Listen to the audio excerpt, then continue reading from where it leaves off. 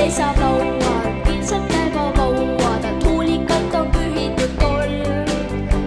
Vaatan ja uurin, üsna lähedalt uurin, mul vastu vaatab uurine silm.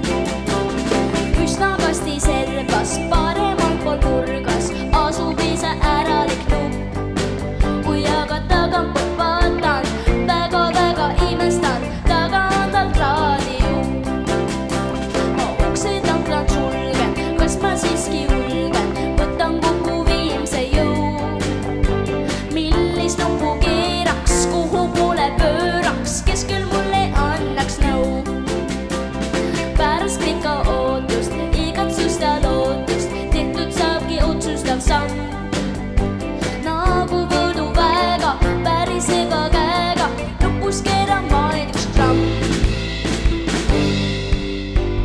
Minu vanal raadiol on peas üks ainus rohekas silm. Kui see põlema sütti, tees muusikat on terve ilm. Ühes nupus keeran, teises jälle pööran, üllatustest tulvil on kast. Laulab igas keeles, kõike peab ta meeles, ei ununegi raadiomast.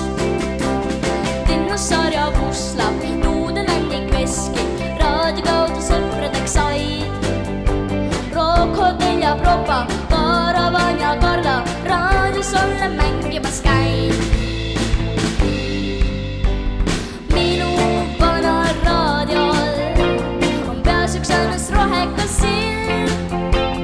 Kui see põlema sütti, tees muusikat on terve ilm. Minu vanal raadiol on peas üks ainus rohekas